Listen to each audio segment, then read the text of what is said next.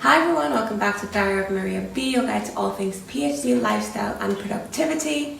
And today I want to talk about preparing for meetings. We are now at the age where meetings are taking up chunks of our day. We're working from home, we have to have those virtual meetings, whether it be Teams, Zoom, WebEx. I can't tell you, my desktop is now filled with so many different meeting applications that is almost a little bit annoying. But what I wanted to do is cover how to prepare for meetings. There are two types of meetings really. The ones that you're in charge of, the ones that you're chairing, and the ones that you're just attending. But either one, it's really important to be prepared. So I'm going to share with you the tips I use for preparing for meetings, whether it be the ones that I am leading or the ones that I'm attending. So my first tip to you now that we're in that virtual age of preparing for meetings, it depends on the type of call that you're going to have, whether you're going to be on video or not. So if you are going to be on video, and sometimes you don't know if you are, sometimes you call in and people are on video, so you kind of have to gauge that.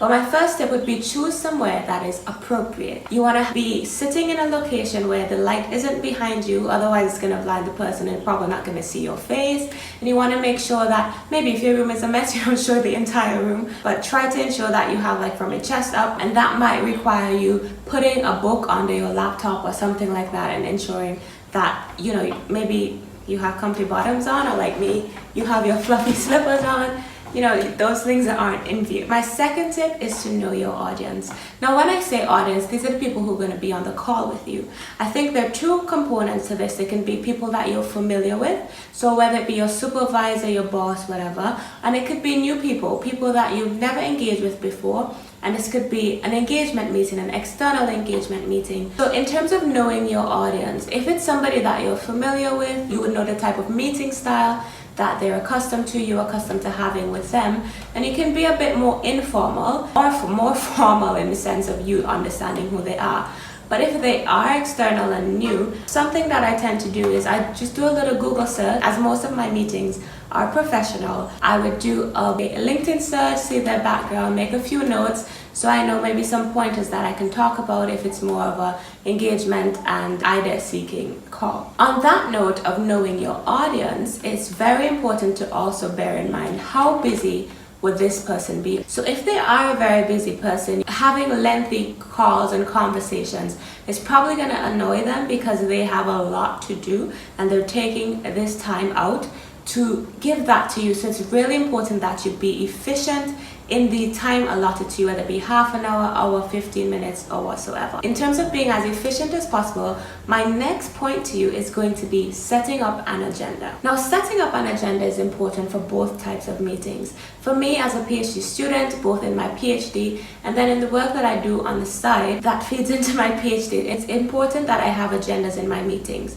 I go to a meeting prepared, knowing what I want to talk about with my supervisor, because sometimes you can get, not sometimes, but it's very often that you fall off track and what you went there for you don't really address. So have an agenda. What I tend to do is either send a provisional agenda when I set up my meeting, my Teams meetings, as I use Teams most often. When I set up that Teams meeting, I'll set an agenda, or within the day or day before, I'll send an agenda either in a separate email or in an amended invite. Now, what can your agenda entail? Your agenda really depends on your meeting. So as I said, you have the people that you're familiar with, and then you have those that you're not. For the ones that you're not, the first item would normally include some round of introductions, and then you would have the topics that you really want to cover. And then at the end, maybe it'd be next steps, any other business, that kind of thing. One of the benefits to having an agenda, in addition to keeping you on track, is if you're meeting somebody for the first time, having that agenda helps them to shape their discussion and their points around the agenda, but also making sure that they're able to give you the information that you need in a succinct manner. Following on from the agenda, sometimes meeting invitations have accompanying documents that you may need to prepare ahead of time. If that is the case, make sure that you give some time to look at those documents so that you can give constructive feedback. Also, from a researcher perspective, when I talk to other researchers, I would do a bit of a search on their work.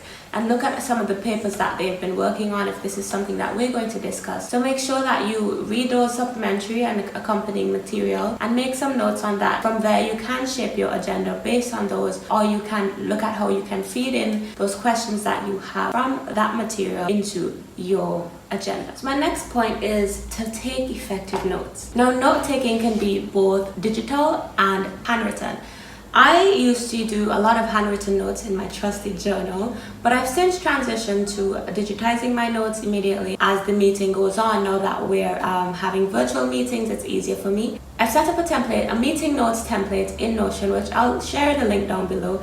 And this has the overview, which includes the agenda, the different points that we talked about, and action items for each person leaving the meeting, whether it be myself and other attendees. For me, this really helps me to just capture those notes and those points right then and there, and then I can go and adjust it after the meeting. So whether you're doing digital notes or handwritten notes, I would suggest spending 5 to 10 minutes post-meeting just capturing your thoughts and ensuring that you got the information that you need, that you identify what your action points are, the steps that you need to take. And if it's somebody new, drop them a note saying thank you for your time and share any documents that you promised that you were going to send. And even in that thank you note, ask them for any further documents that you would be interested in based on their conversation. So just hopping off a call myself, here are 3 other tips that I have for you, which is 1, ensure that you have the program that you're going to be using installed already on your computer so that you can easily join the meeting. Ensure that when accepting or sending the invite that you are using the correct time zone. For example, with myself, my laptop is based on UK time and I'm currently in the Caribbean. So there are a few times when I've sent something for 4:30 in the morning my time. So just be mindful of that. Ensure that you set a reminder for it in your calendar so that you don't miss it and then you have enough time to prepare. My other point is not that important, but for me, I am not somebody who likes to speak for extended periods, which might be a bit of a shock to you, as I am just sitting here talking to you, talking to this camera. But my throat tends to get very dry. If you're chairing a meeting, if you're having a meeting, it's important that you have something to with the throat. So what I would say is in your space, have either a cup of tea or some water or something that you can drink occasionally throughout the call, just to make sure that your voice doesn't break. And maybe your room is cold, it keeps you a bit warm. Yeah, just that bit of a tip. So those are my tips that I have been using for virtual meetings and meetings in general, and ensuring that I am able to get the information that I need from meetings, but also I am able to contribute substantially to the meetings that I attend. I hope this video was useful in some way, and if it was, please give it a thumbs up, and please hit the subscribe button down below if you want more content like this. And again, I'm going to link my Notion meetings note template down below in the description bar. And if you are interested in seeing a video that I'm going to be publishing on Notion and how I've used that to change how I do my work as a PhD student, then please hit the subscribe button and I'll catch you in the next video.